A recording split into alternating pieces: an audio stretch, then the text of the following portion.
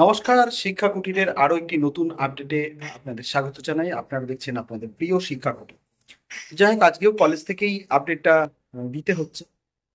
বিষয়টি হচ্ছে ওবিসি মামলা। কারণ ওবিসি মামলা কি সত্যিই মিটে গেল?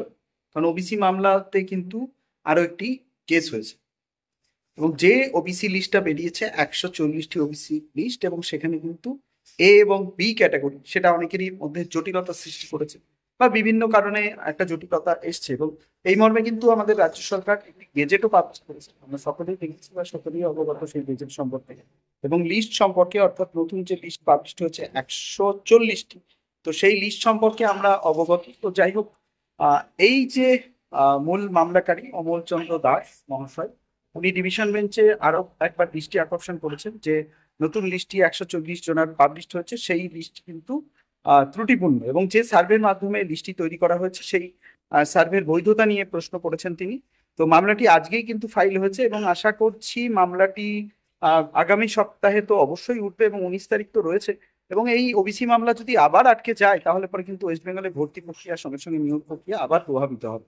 তার কারণ বর্তমানে ধরতে গেলে প্রায় 25 লক্ষ ছেলে মেয়ে ওবিসি মামলার কারণেই ভুক্তভোগী হয়ে রয়েছে। তো এটা সত্যি অনভিপ্রেত। তো যাই হোক, জানি না কি হবে, ভবিষ্যৎ বলবে। তো ওবিসি মামলা কিন্তু আরো একবার মানে দৃষ্টি আকর্ষণ করা হয়েছে। যিনি মূল পিটিশনার ছিলেন অমলচন্দ্র দাস মহাশয়, উনি বিচারপতি রাজশেখর মান্থা সাহেব এবং তপব্রত চক্রবর্তীর এজলাসে কিন্তু তিনি তপব্রত চক্রবর্তীর এজলাসে তিনি মামলাটি রেখেছেন। ডিভিশন বেঞ্চে মামলাটি, আশা করছি ডিভিশন বেঞ্চের নেক্সট দিন মানে উঠবে, নেক্সট সপ্তাহে উঠবে। তাছাড়া 19 তারিখে তো উঠছেই।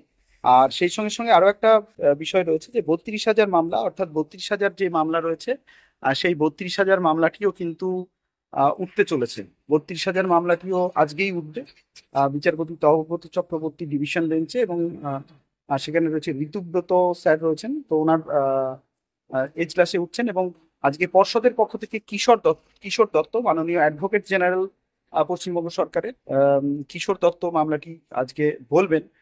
তো 32,000-এর মামলাটিও কিন্তু হাই ভোল্টেজ মামলা। তো দেখা যাক কি হয়, সেটা আমরা দেখে নেব।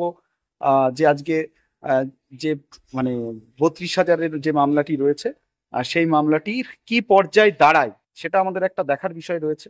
আর সেই সঙ্গে সঙ্গে ওবিসি মামলা কিন্তু তাহলে কিন্তু যে মিট লো, এই কথাটা বলাটা কিন্তু খুব চাপ বর্তমান, কারণ ওবিসি মামলা যে সত্যি মিটে গেছে, এটা খুব স্বস্তির খবর হবে। তো যাই হোক, এখন কিছু বলার নেই, আশা করি অবশ্যই মিটবে। ঠিক আছে, তো ভালো থাকুন, দেখতে থাকুন, রাতে লাইভে অনেক কথা হবে। ধন্যবাদ।